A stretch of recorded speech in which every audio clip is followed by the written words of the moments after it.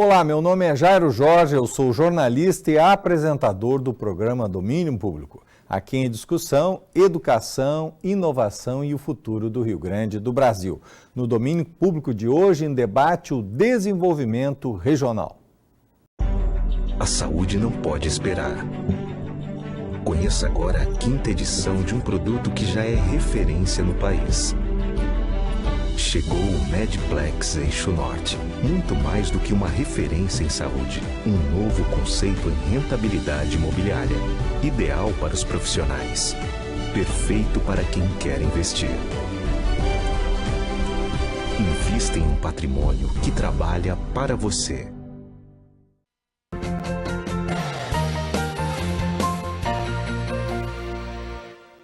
O Rio Grande do Sul vive hoje uma das mais profundas crises da sua história. Mas uma das saídas para a superação das nossas dificuldades está no desenvolvimento regional. Diferente do que acontece em outros estados, como Santa Catarina, Minas Gerais ou Ceará, no Rio Grande do Sul não existe uma política permanente de estímulo ao crescimento de cada região.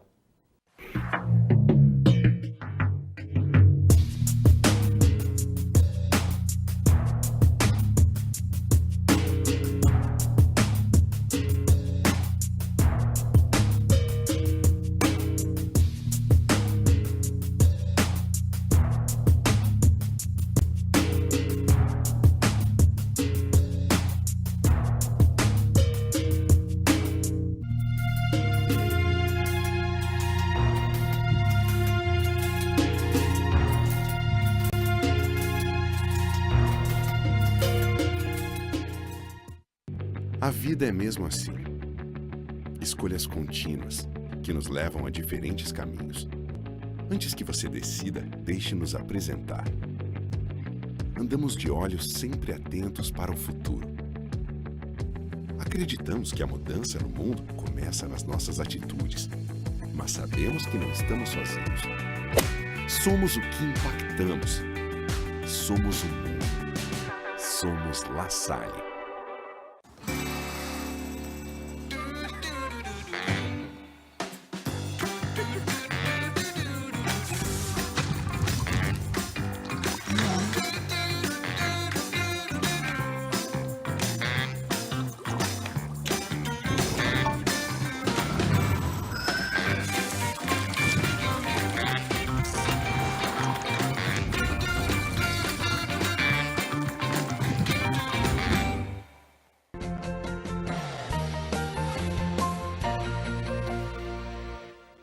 Para discutir no Domínio Público de hoje o desenvolvimento regional, são nossos convidados. Junico Antunes, graduado em Engenharia Mecânica, mestre em Engenharia de Produção e doutor em Administração, professor do mestrado e doutorado em Administração e Engenharia de Produção da Unicinos. Foi secretário adjunto da Secretaria de Desenvolvimento e também da Secretaria de Ciência e Tecnologia do Estado do Rio Grande do Sul. Também é nosso convidado Moisés Weisman, graduado em Ciências Econômicas, mestre em Agronegócios e doutor em Educação. É professor do mestrado em Memória Social e Bens Culturais da Universidade La Salle e coordena o Observatório em La Salle do Trabalho, Gestão e Políticas Públicas. Professor Junico, hoje um fator decisivo para a nova ordem econômica é a questão da tecnologia, a questão da informação, é pensar o desenvolvimento regional, o Brasil e as suas regiões, e o Rio Grande e as suas regiões, não mais sobre a lógica do petróleo, a lógica antiga, mas buscando esses novos caminhos? Esse é o caminho para superar as nossas dificuldades, seja no Brasil, seja no Rio Grande? Obrigado pelo convite, Jairo. É um prazer estar com Moisés aqui. Eu diria o seguinte, para entender um pouco do desenvolvimento, o fundamental é entender o contexto econômico, ou seja, a história. Então, o Rio Grande do Sul, ao contrário do que muitas forças e muitas pessoas pensam, é um estado extremamente desenvolvido. Nós fizemos mais de 60% das máquinas agrícolas do país, mais de 60% dos ônibus do país, mais de 60% das carretas do país. Temos uma importância muito grande no setor calçadista, no setor moveleiro, onde também somos primeiro ou segundo. Temos uma produção muito grande na área eólica, somos o segundo em área de automação. Resumindo, o Rio Grande do Sul tem o PIB mais ou menos 3 vezes maior do que o Uruguai. Então temos que partir da realidade. A realidade é que nós temos uma estrutura de desenvolvimento industrial forte e, junto a isso, agronegócios também, uma fortaleza do Estado do Rio Grande do Sul na produção de soja, na produção de arroz, na produção de vinho. Portanto, temos que partir dessa realidade, que é uma realidade positiva, né, para o que podemos fazer no futuro. De outro lado, em 2028, a população do Rio Grande do Sul vai começar a decrescer. E o Rio Grande do Sul não tem um mercado interno forte. Portanto, a solução do desenvolvimento econômico e industrial do Rio Grande do Sul passa pela exportação, em dois sentidos. A exportação para o Brasil e a exportação para as estruturas internacionais. O Rio Grande do Sul já é hoje um grande estado exportador. E se você vai exportar, você vai competir no campo internacional, não há outra alternativa a não ser o debate da inovação. Então nós precisamos agregar inovação, agregar tecnologia dentro da nossa estrutura, o que significa pensarmos no futuro, incluindo elementos, por exemplo, da indústria 4.0, da automação, da informática, não só nas cadeias produtivas tradicionais, como também gerando novas cadeias produtivas. Eu sou extremamente otimista em relação ao Rio Grande do Sul e acho que a política pública deve trabalhar com a realidade contextual do Rio Grande do Sul como um todo. Professor Moisés, como é que o senhor vê hoje a questão da chamada indústria 4.0? Como é que o Rio Grande do Sul pode abrir essas novas possibilidades? Acontece o seguinte, Opa, desculpa. Não, tudo tranquilo. Primeiro, uma alegria estar aqui, do lado do professor Junico, foi meu professor, e é um desafio, né? Porque eu confesso que esses dados que o professor Junico traz, eles são verdadeiros, mas tem uma relação que se estabelece na própria dinâmica do Rio Grande do Sul com o Brasil, com a América Latina e com o mundo, que ele vamos dizer assim, me parece que o Rio Grande do Sul tem este parque, mas a relação ainda é periférica do periférico, né? Então, o Brasil é um país e que tem a sua matriz econômica voltada para o exterior, não é? E o Rio Grande do Sul, ele também trabalha para o Brasil e para o exterior. Então, ele é frágil duplamente nessa questão. Quando a economia mundial vai mal, o Rio Grande do Sul também vai mal. E a questão da 4.0, ela pode ser, como qualquer tecnologia, ela pode ser tanto boa no sentido de nos colocar, vamos dizer assim, nos colocar na nova era de serviços, né, onde a dinâmica econômica não está mais na indústria e nem na agricultura, mas na questão do serviço, ela pode então nos colocar nesta questão, e ao mesmo tempo e que vai desorganizar ou reorganizar todas as nossas cadeias produtivas, então também toda a questão dos empregos e das organizações que estão aí. É importante, eu acho que tu colocasse isso no início, e é fundamental, é pensar as regiões, não mais como se pensa a questão das vocações, mas o que se gostaria que tivesse e como se poderia desenvolver para esta nova realidade, para esse novo mundo, aonde, na minha perspectiva, a produção e a acumulação vai precisar de cada vez menos trabalho, né? E aí, como é que a gente poderia também, ao mesmo tempo que produzisse todos os bens e serviços necessários, nós mantivéssemos também um determinado bem-estar para a população, não só a rio-grandense, né, mas também de toda a comunidade, para que pudesse, então, usufruir, né, dessa questão da 4.0. Porque a indústria 4.0, ligando toda essa questão da informática, não é? Com a produção, nós vamos poder trabalhar, quase que cada indivíduo vai poder consumir e quase que produzir aquilo que ele quer, não é? Então, esses grandes conglomerados, não é? Eles também vão se pulverizar de alguma maneira. E eu acho que a gente precisa, e eu acho que muitos estão fazendo isso já, botar muita inteligência nessa questão, né? A gente agora observa, por exemplo, as fábricas da Volkswagen na Alemanha, são fábricas limpas, são fábricas que não têm pessoas, são fábricas... como fazer que isto, né, esta oportunidade seja dividida em toda a comunidade, esse é um grande desafio da 4.0.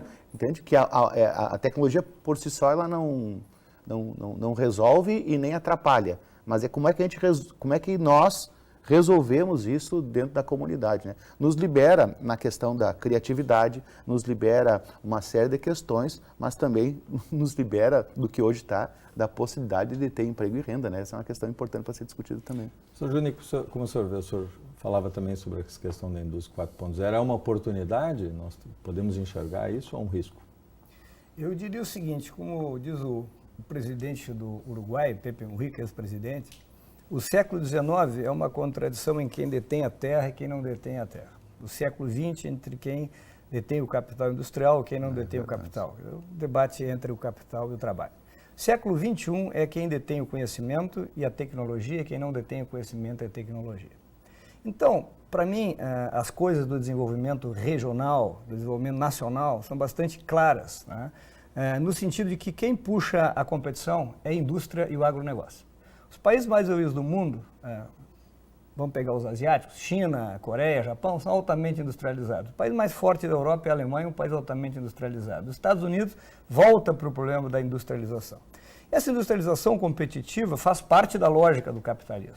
E nesse sentido, o ponto central é a inovação. A inovação muitas vezes é visto como algo que todo mundo fala, mas ninguém define muito claramente. O que é inovação?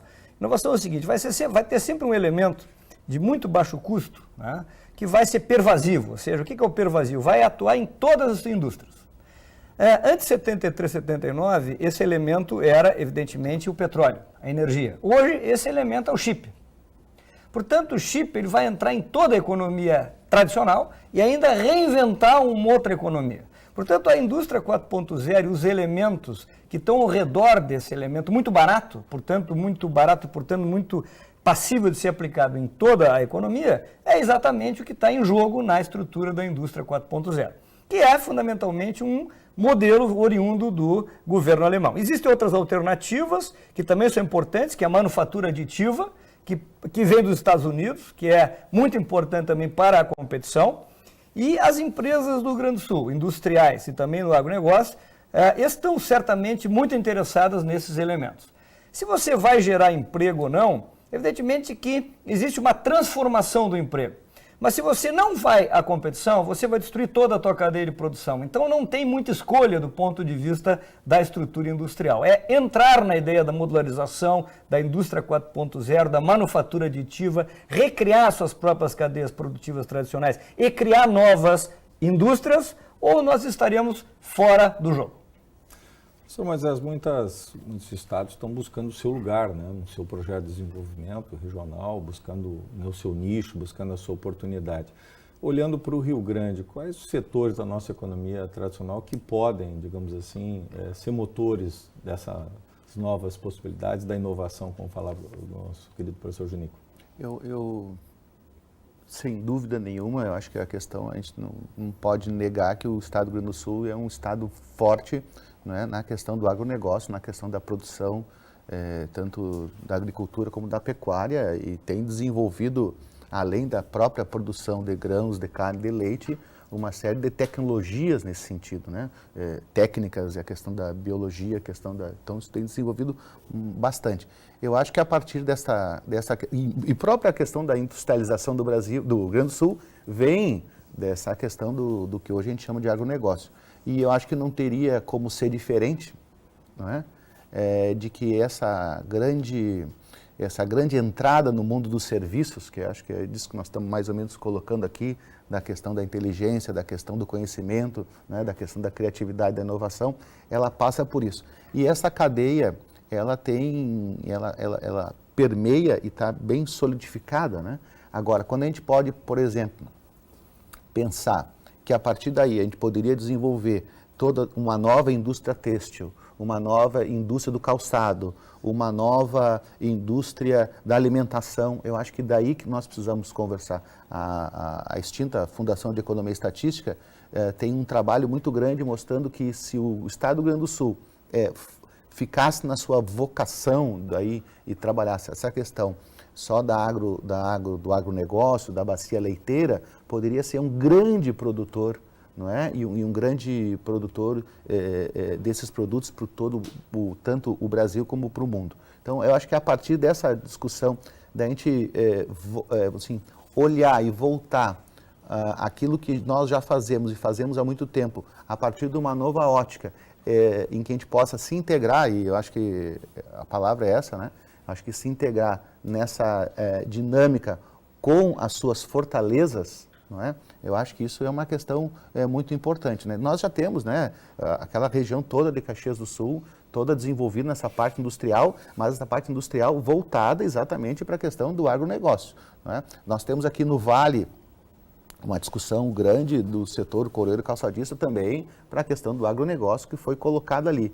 Eu acho que a gente precisava olhar isso com um pouco mais de carinho e compreender, que eu acho que é isso que talvez falte, e eu acho que o Junico colocou no início, já mostrando como é que o Rio Grande do Sul está desenvolvendo essa parte industrial, é a gente achar, não é, que por conta dessa estrutura ou dessa história agropastoril, nós não somos suficientemente desenvolvidos, né? Nós somos, né? E aí, por motivos ou outros, a gente pode ver que quase toda essa relação, esse norte e centro-oeste, para o bem ou para o mal, nós, né, foram rio-grandenses com tecnologia e com conhecimento que desenvolveram todas essas novas fronteiras agrícolas aí que nós temos no Brasil, né? Então, Nico, o Rio Grande do Sul já foi um celeiro, né, do país e ainda contribui muito, né, com commodities, com grãos, mas é possível que essa fortaleza nossa, a agricultura, ela possa ser também esse celeiro de inovação, ela pode ser a base, hoje o agronegócio, a agricultura familiar, a questão mesmo, né, a força dos implementos agrícolas, máquinas, pode ser uma alavanca para essa mudança no nosso estado? Eu acredito que o jogo econômico tem que ser equilibrado, né? Então a gente construiu uma política de 2011 a 2014, que eu acho que é uma política padrão a nível mundial, nós ganhamos aí um prêmio de melhor política industrial do mundo nesse período. Envolve 3 elementos. Primeiro, o apoio direto às firmas, às empresas, às grandes empresas, às médias empresas. Segundo, a compreensão da análise setorial, né?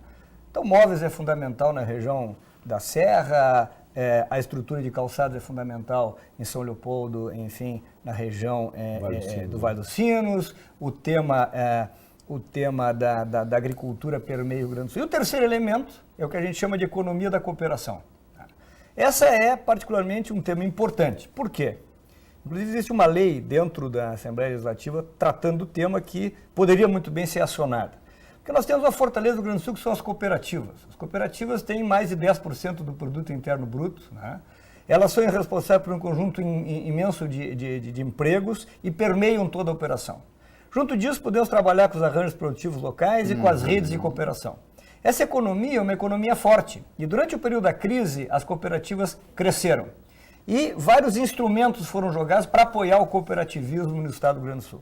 Isso tem que ser aprofundado, porque isso se relaciona com o temário da agricultura familiar. A agricultura familiar, por sua vez, é uma fortaleza social de cunho histórico, né, que foi construído no Rio Grande do Sul, não existe em todos os estados do país. Você tem, na verdade, Rio Grande do Sul, Santa Catarina e Paraná, um modelo diferente do resto do país, porque é baseado na pequena agricultura familiar, uma boa parte da economia. Agora, o que nós precisamos entender é que essas estruturas também estão em competição. E, portanto, nós precisamos agregar tecnologia, o que está sendo feito nas empresas como CCGL, etc. Portanto, a questão do agronegócio, a questão da agricultura familiar e das cooperativas tem que tomar especial atenção em qualquer política governamental. Porém, a ideia minha é a ideia do equilíbrio, portanto, eu tenho que apoiar a grande empresa, sem dúvida nenhuma, temos que apoiar as cadeias industriais, sem dúvida nenhuma, e apoiar as estruturas da economia da cooperação. Com isso, você permeia todo o estado do Rio Grande do Sul, que tem características que não são homogêneas, evidentemente. Então, esse é o ponto central de qualquer política que possa ter longo prazo no estado do Rio Grande do Sul, que seja uma política de estado e não uma política de governo. Professor, mas essa ausência dessa política de Estado, isso não prejudica o Rio Grande do Sul? O Rio Grande do Sul nós temos, por exemplo, tivemos uma excelente política industrial que foi desenhada entre o período 2011 e 2014. Isso muda, né? Cada governo alterado, que vence, esquece o resto. Esta ausência de uma política de Estado, isso não atrapalha, especialmente quando a gente pensa a questão do desenvolvimento? Eu acho que é completamente nocivo a visualização que a gente tem do uso do aparelho do Estado para a questão do desenvolvimento econômico, né? E aí acaba que se alterna de maneira muito ruim uma visão de que o Estado não seria importante para o desenvolvimento econômico. Ao contrário, o Estado é fundamental para o desenvolvimento econômico, sempre o foi e sempre o será neste modelo que está posto hoje, que é do desenvolvimento do processo de acumulação capitalista. Não existe isso sem Estado. O que ocorre, não é que quando existe uma outra força que resolve não apoiar o sistema produtivo, não é? Resolve colocar todas as suas fichas numa outra questão, não é? E aí nos deixa desassistido todos os investimentos que foram feitos, né? Com uma série de investimentos em serviços, em equipamentos que foram feitos em governos passados, principalmente no governo anterior, não é? E que agora não tem continuidade. E aí, o que ocorre? Só as empresas, né, que têm recurso próprio, né, em quantidade, e nem todas aquelas, conseguem se manter e as outras ficam desassistidas, né? Então, sem dúvida nenhuma, o empresário, ele está voltado para a sua produção, ele não consegue ter uma visão daquela região e do mercado como um todo, né, e das relações, e para isso que o Estado, por meio das suas políticas públicas bem positivas, é importante. Sem isso, né, olha, e aí, enfim, a gente vê hoje o desmantelamento de todo o aparelho do Estado que poderia estar apoiando isso. A gente vê a Fundação de Economia e Estatística, né, desaparecendo, como é que a gente vai planejar sem informação? A gente vê a Cientec desaparecendo, né, onde se fazia todos os ensaios que se pudessem fazer, estavam ali. Então, a gente vê todas essas... e isso depois, o próximo governante que vai pegar, como é que vai poder botar uma política se tu não tem, não é, os equipamentos, não tem o aparelho do Estado organizado. Então, eu acho que é importante que se sente, se converse, não é? Porque isso também é reflexo da própria matriz produtiva do Estado, né? Esta discussão. Sem ter uma visão de Estado e de longo prazo sobre a questão do desenvolvimento econômico, é muito difícil, né? A gente pode ver que o Estado é o que é hoje, porque sempre, não é, o próprio poder público investiu e fomentou, não é, políticas a sua formação. Professor Junico, assim como hoje o Rio Grande do Sul tem que pensar o seu desenvolvimento, e o próprio modelo de política industrial foi isso, pensar o Rio Grande do Sul num protagonismo nacional, existe também dentro do Estado muitos Rio Grandes dentro do Rio Grande, né? Existe também uma diversidade. A ausência também dessa política interna, de pensar as potencialidades e vocação de cada região, isso também não atrapalha para pensar um projeto de Estado? Olha, a nossa preocupação com o problema da federação e com o problema da regionalização é muito antigo. Nós tivemos oportunidade, durante governos anteriores, né, de desenvolver, por exemplo, os chamados polos de moderação tecnológica. Foram desenvolvidos no governo Simão e deram origem a 11 seminários que regionalizaram o tema das ciências e tecnologias. Isso ajudou muito, por exemplo, a formação das universidades regionais no Rio Grande do Sul, comunitárias e privadas. Posteriormente, os polos de moderação tecnológica geraram os Conselhos Regionais de Desenvolvimento, do Colares. Na verdade, uma coisa está conectada com a outra. Portanto, historicamente, a preocupação, todas as vezes que a gente teve a oportunidade de ajudar ou de contribuir para o Estado do Rio Grande do Sul, nós trabalhamos com o tema regional. O tema regional é, portanto, fundamental. O que é preciso entender é que para você fazer desenvolvimento real, tem que ter uma metodologia que a gente chama de desenvolvimento endógeno, ou seja, a coisa tem que começar na própria região. Então, além dessas discussões de arranjos produtivos locais, polos de moderação tecnológica, redes, cooperativas, que são esquemas regionais, eu aprendi no último governo, particularmente com o pessoal realmente da cidade de Passo Fundo, a importância também da criação de secretarias de desenvolvimento municipais e ação dessas secretarias. Passo Fundo era uma cidade fundamentalmente de serviços, né? E hoje é uma cidade que tem uma importância enorme na estrutura industrial. E como foi feito? Desenvolvimento endógeno. Então tem muita soja, foi criada a BS Bios, empresa que agrega valor no campo da soja. Isso gerou a possibilidade de você usar canola na estrutura de agronegócio. Tem muito leite, foi gerado Itaulac, que gera uma estrutura de exportação. Foram, então, desenvolvidos um conjunto de ações a partir da realidade regional que fez com que o município de Passo Fundo passasse de talvez 11º para 6º PIB. Mas o mais importante não é isso. Não é isso. O importante é o desenvolvimento regional. Todos os municípios da região que são agrícolas cresceram a taxas maiores que Passo Fundo. Portanto, nós temos que estimular fortemente a estrutura de desenvolvimentos locais, a partir de Secretaria de Desenvolvimento. Como eu digo, não há um único tiro. Uma política inteligente é uma política bastante ampla, que leva em consideração várias questões, e essas várias questões, entre elas, sem dúvida nenhuma, o problema da descentralização é fundamental, do conhecimento regional é fundamental, e nisso, o desenvolvimento endógeno. Vejam que o caso de Rio Grande não é um desenvolvimento endógeno. É uma colocação de uma estrutura de indústria naval, que é importante para o Brasil, né, dentro da região. Deveria ser feito, sem dúvida nenhuma. Deveriam ser competitivos? Deveríamos, sem dúvida nenhuma. Temos condições de retomar? Até temos condições de retomar. Porém, a região tem que se repensar do ponto de vista da estrutura endógena. Essa é uma convicção que nós temos, não é de hoje, desde o governo Simon, quando nós trabalhamos na Secretaria de Tecnologia, passando pelo governo Colares e assim sucessivamente, no governo Tarso, assim sucessivamente.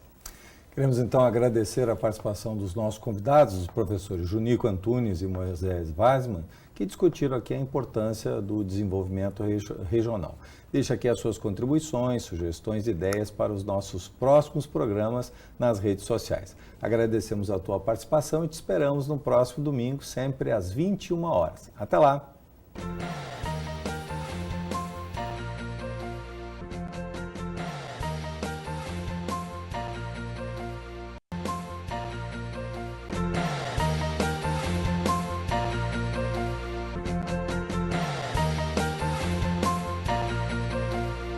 Para nós, auditores fiscais da Receita Estadual do Rio Grande do Sul, a sociedade gaúcha está em primeiro plano.